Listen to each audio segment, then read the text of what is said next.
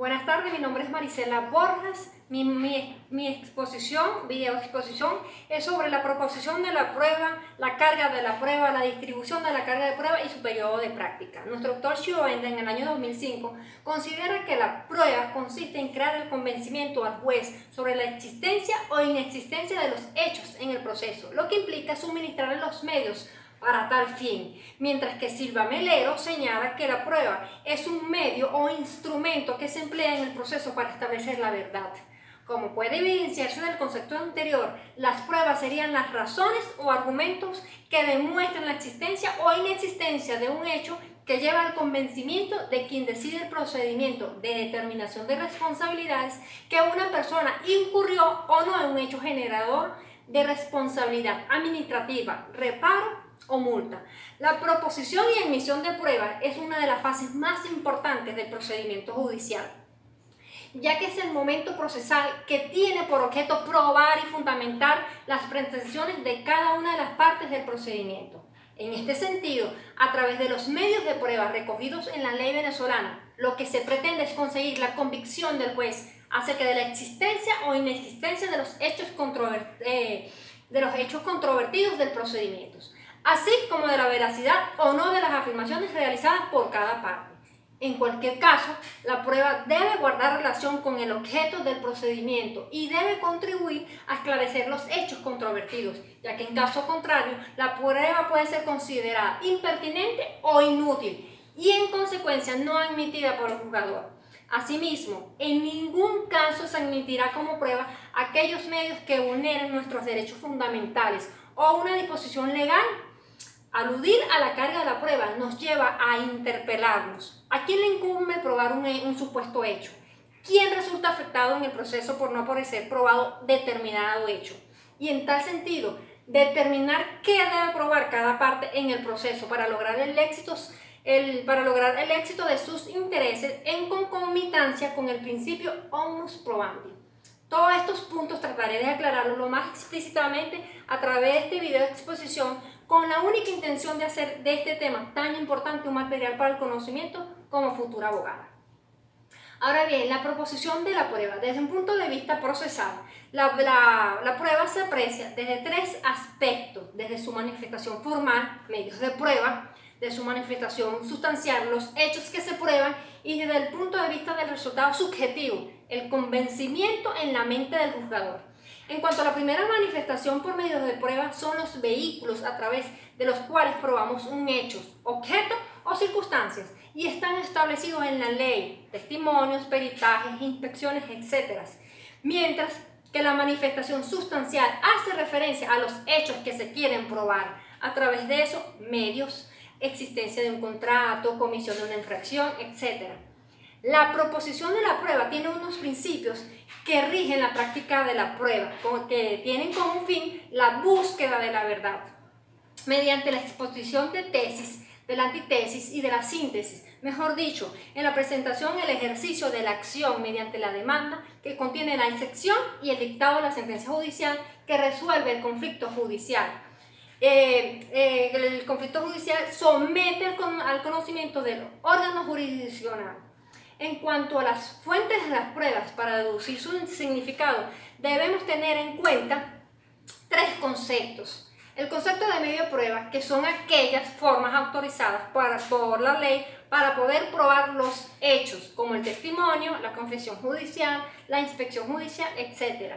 El concepto de objeto de la prueba, que es el hecho, cosa o circunstancia que se trata de probar, y el motivo o argumento de prueba, que es la inferencia lógica que usará el juez para determinar cuál es la prueba válida y cuál no.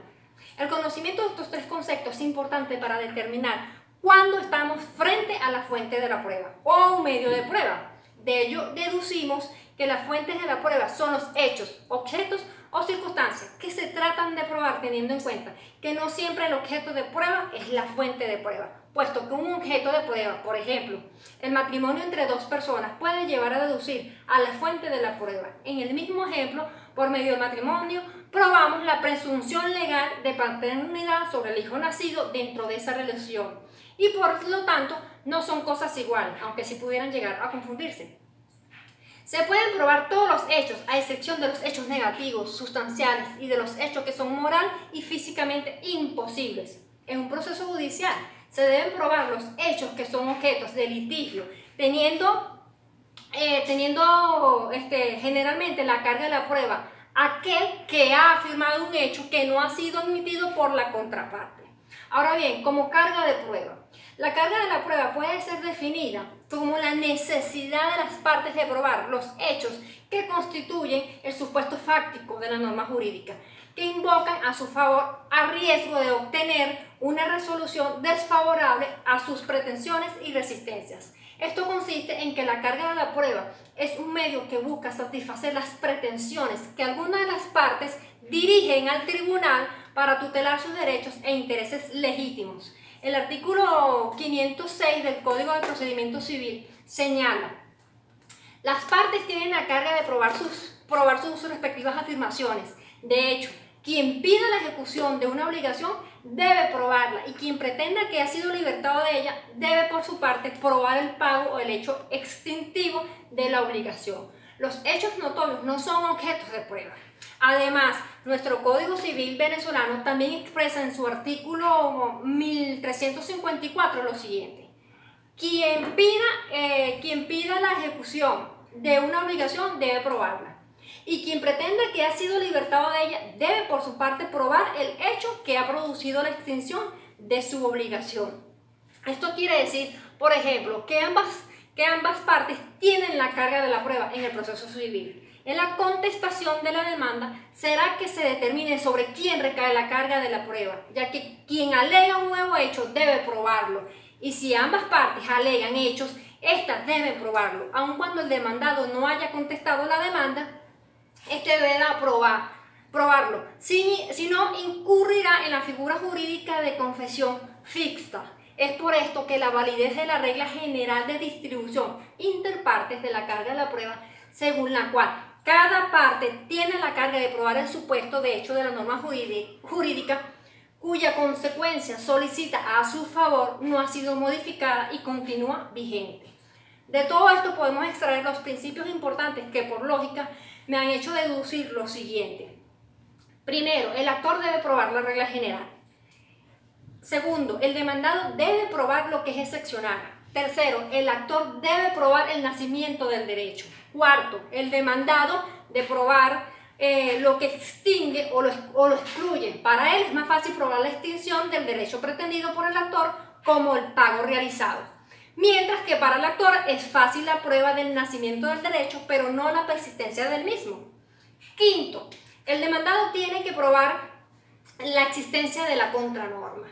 Ahora bien, en cuanto a la distribución de la carga de la prueba, en virtud del principio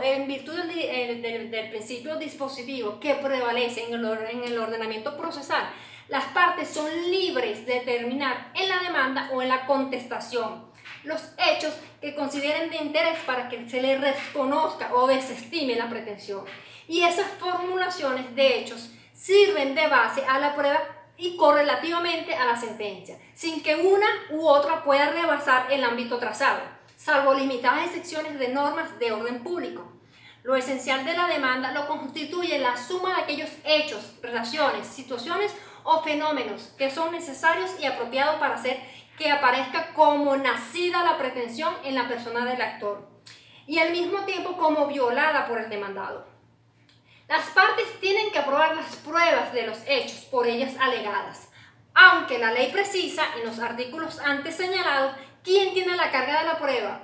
Existen varias tesis que vale la pena mencionar, ya que el criterio de los autores y legisladores han sido muy diversos y pude resumirlos en 7 y los nombraré a continuación. 1. La que impone al actor la carga de la prueba, fundamentada en el derecho romano con al demandante le incumbe el deber de probar los hechos en que fundamenta su acción. 2. La que exige probar a quien afirma y que exime de ella y a quien niega. Solo son válidas en cuanto se refieren a la mera negativa o desconocimiento por parte del demandado de los hechos afirmados por el actor. Resultan inaplicables en todos aquellos casos y en que la ley hace de un hecho negativo el presupuesto de un hecho jurídico determinado. Tercera, La que exige al demandante probar los hechos de sus pretensiones y al que el demandado los que fundamentan sus excepciones, parte de quien quiera que sienta como base de su demanda o excepción la afirmación o la negación de un hecho, está obligado a suministrar la prueba de la existencia o no de la existencia del hecho, toda vez que sin esta demostración la demanda o la excepción no resulta fundada y el juez no puede emitir demandas o excepciones infundadas. Cuarta, aquella que exige la prueba a quien alegue un hecho circunstancial anormal. Esta se critica en virtud de ser un criterio subjetivo, determinar cuándo una situación de hecho que origina una contienda judicial puede o no puede catalogarse de normal o anormal. Quinta, la que impone la carga a quien innove. Consiste en dejar la carga a quien pretende innovar. La carga de tal innovación, pues la misma no es otra que la normalidad de las situaciones jurídicas consagradas en la ley y posee las mismas críticas de la tesis anterior. Sexta, tesis que tiene en cuenta la naturaleza constitutiva o extintiva e invalidativa de los hechos. Esta señala que la carga de la prueba se distribuye entre el demandante y el demandado, debiendo probar cada parte el hecho que haya afirmado o negado. Y séptima, y no menos importante, es aquella que atribuye a cada parte la prueba de los hechos que forman los presupuestos de la norma cuya aplicación se reclama. Se basa de que es imposible elaborar una regla general sobre la carga de la prueba, fundada en el hecho de considerar únicamente la situación procesal de las partes, deduciéndose de tal premisa la regla general de quien resulte favorecido por la norma, porque consagra el fin jurídico que persigue, soporta la carga de probarlo, salvo que esté admitido, confesado o eximido de la prueba. En cuanto a la inversión de la carga de la prueba y la inasistencia de la parte demandada a la contestación de la demanda, en principio, esa es la parte accionante a quien le corresponde demostrar en el proceso los hechos constitutivos que sostienen su pretensión. Pero si una vez citada la parte demandada no comparece por lo que consuma la confesión ficta, lo cual a su vez no produce que los hechos expuestos se tengan como ciertos, ya que se mantienen en su carácter de controvertidos, pero se produce el efecto de inversión de la carga de la prueba como consecuencia de la falta de contestación de la demanda al quedar amparado en la figura iuris tantum. Es decir, no trae como consecuencia la inversión de la carga. Como dije anteriormente, esta se produce más por la falta de contestación de la demanda y por la presunción producida por tal circunstancia. En el Código de Procedimiento Civil, en su artículo 362, señala: si el demandado no diese contestación a la demanda en el plazo establecido, se tendrá por confeso, en cuanto no sea contraria a derecho la petición del demandante, si nada probare que él favorezca. No obstante, existe una jurisprudencia sobre este tema que señala que aún cuando el demandado no contestase la demanda, aún podrá probar en el lapso probatorio y consignar cualquier prueba que lo exime de la obligación pendiente, de la cual se le acusa, y de no presentar nada tampoco en el lapso probatorio. Allí sí tendrá la figura de confesión ficta como tal. El periodo de la prueba. En materia civil, la ley fija los términos para ejercitar el lapso probatorio, que se refiere al plazo dentro del cual la ley permite promover pruebas y evacuarlas. En el Código de Procedimiento Civil, en su artículo 388, establece lo siguiente: al día siguiente del vencimiento del lapso del emplazamiento para la contestación de la demanda, sin haberse logrado la conciliación ni el convenimiento del demandado, quedará el juicio abierto a pruebas, sin necesidad de decreto o providencia del juez, a menos que por deberse decidir el asunto sin pruebas, el juez lo declare así en el día siguiente a dicho lapso. Por lo que se entiende que en el artículo 388 contempla una generalidad y que la excepcionalidad son las cuestiones previas, porque hay que tener claro que cuando se verifica la contestación de la demanda, opuestas las cuestiones previas y contestada la demanda, se abre sin autoexpreso el laxo probatorio. Este es el procedimiento para formar el medio probatorio. Por ejemplo, realización de la inspección judicial o deposición de testigos. Pero la ley también contempla casos donde no ha de aperturarse el laxo probatorio y el asunto deba decidirse sin pruebas, como lo señala el artículo 389, que expresa: no habrá lugar al laxo probatorio. 1. Cuando el punto sobre el cual versare la demanda aparezca, así por esta como por la contestación ser de mero derecho. 2. Cuando el demandado haya aceptado expresamente los hechos narrados en el libelo y haya contradicho solamente el derecho. Y la tercera, cuando las partes de común acuerdo convengan en ello, o bien cada uno por separado pida que el asunto se decida como de mero derecho, o solo con los elementos de prueba que obren ya en autos, o con los instrumentos que presentaren hasta informes. 4. Cuando la ley establezca que solo es admisible la prueba instrumental, la cual, en tal caso, deberá presentarse hasta el acto de informes. Y aunque en este auto podrá apelarse en el artículo 390 del Código de Procedimiento Civil, numerales 1, 2 y 4, en resumen, podemos acotar que este artículo es una de las excepciones previstas en el artículo 290 del Código de Procedimiento Civil, ya que esta decisión no es definitiva, sino interlocutoria. Cuando no se abre a pruebas el proceso, el juez deberá declarar dentro de las 24 horas siguientes de efectuado el acto de contestación de la demanda si el asunto debe decidirse sin pruebas, atendiendo cualquiera de los presupuestos previstos para la nueva apertura del laxo probatorio. Actitud del juez. De allí vendrá la siguiente etapa, procesal: informes. La ley también dispone de los momentos de la prueba, ya que contempla el término para promoverla, que son 15 días, para evacuarla son 30 días. Pero si las partes en los primeros días de concluido el laxo de promoción de pruebas conviene en alguno o algunos de los hechos que trata de probar la contraparte, estos hechos no eran objetos de prueba, el laxo para la promoción de pruebas en laxo probatorio es de 15 días. Luego, el de convenir u oponerse son de 3 días. El de admisión de las pruebas, igualmente 3 días. Y luego, el de evacuación de las pruebas son de 30 días. El artículo 388 al 402, del Código de Procedimiento Civil.